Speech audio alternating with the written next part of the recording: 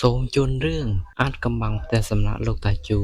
កាមេរ៉ាចាប់ផ្ដើមធ្វើចលនាពីលើមេឃចុះមកក្រោមឃើញភ្នំពណ៌បៃតងខ្ចីនិងវាលស្រែពណ៌មាសព្រះអាទិត្យកំពុងរះត្រដែតឡើងបញ្ចេញកាំរស្មីពណ៌ទឹកក្រូចស្រទន់កាត់តាមចន្លោះភ្នំទឹកសន្សើមដែលដក់នៅលើស្លឹកឈើចាំងភ្លេចដោយក្រពេចបក្សាបក្សីចាប់ផ្ដើមហើរចេញពីសំបុកហើយយំច្រៀងយ៉ាងពីរោះកាមេរ៉ារំកិលយ៉ាងលឿនកាត់តាមមែកឈើចូលទៅក្នុងភូមិតូចមួយដែលមើលទៅអស្ចារ្យនិងមានសេចក្តីសុខនៅក្នុងភូមិសុខសាន្តព្រះអាទិត្យតែងរះមកជាមួយនឹងពន្លឺភ្លឺច្បាស់និងក៏ក្តៅបំផុតវាហាក់ដូចជាពន្លឺដែលនាំមកនូវក្តីសង្ឃឹមនិងរីករាយដល់មនុស្សគ្រប់គ្នាប៉ុន្តែ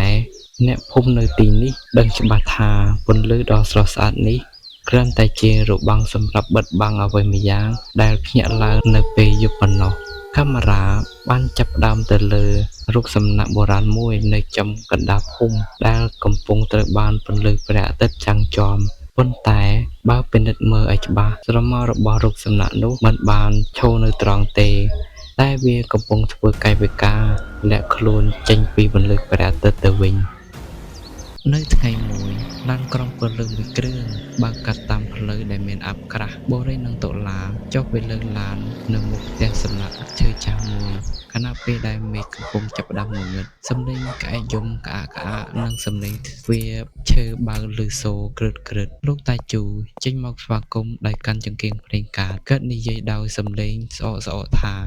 កុំដើរចេញក្រៅបន្ទប់នៅពេលយប់ឲ្យសោះនៅក្នុងបន្ទប់ដេកដែលមានគ្រែដែកចាស់និងកញ្ចក់ឆ្លុះធំមួយបូរីកំពុងដោះវិញនៅមុខកញ្ចក់ពេលគាត់ឱនមុខចុះលាងមុខរួចងើបមកវិញរូបភាពក្នុងកញ្ចក់មិនងើបតាមគាត់ទេរូបក្នុងកញ្ចក់នៅតែឱនមុខចុះរួចសើចតិចតិចបូរីភ័យពេករត់ទៅអោបតុលាដែលកំពុងតែដេកលក់រួចធ្លាក់លើគ្រែទាំងពីរនាក់ពេលយប់ជ្រៅមកដល់បូរីឃ្លានបាយក៏ចុះទៅផ្ទះបាយគាត់ឃើញស្រមោលខ្មៅធំមួយកំពុងឈរនៅក្បែរឆ្នាំងសម្លគាត់ភ័យឡើងញ័រជើងរួចព្យាយាមថតរូបដោយប្រើ flash កាមេរ៉ាពេល flash លឺឡើងស្រាប់តែឃើញខ្មោចស្រីកំពុងជួយដួសបាយដាក់ចានឲ្យឆ្មានាងងាកមកញញឹមរួចធ្វើសញ្ញាប្រាប់ថាកុំមាត់ស្រាប់តែមានដៃឆ្អឹងខ្មោចជាច្រើនចេញមកក្រោមឥដ្ឋដេញចាប់ជើងគាត់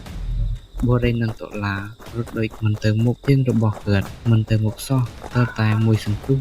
ទៅមុខរួចពេលនោះតុលាក៏ឃើញដែលបូរីនិងតុលារត់កាត់ច្រករបៀងវែងមិនចេះជាប់ពួកគាត់រត់ទៅមុខទៅបុកនឹងតាជូឃើញដូចនេះក៏បើកភ្លើងទូទាំងផ្ទះពេលនោះឃើញខ្មោចស្រីនិងខ្មោចឆ្អឹងទាំងនោះកំពុងតែកាន់នំខេកតាមពិតពួកគេគឺជាខ្មោចម្ចាស់ផ្ទះដែលរស់រាយពួកគេគ្រាន់តែចង់ធ្វើពិធីជប់លៀងស្វាគមន៍ភ្ញៀវថ្មីតែប៉ុណ្ណោះពីបញ្ចប់បូរីនិងតុលាអង្គុយញ៉ាំនំខេកជាមួយនឹងខ្មោចយ៉ាងសប្បាយរីករាយ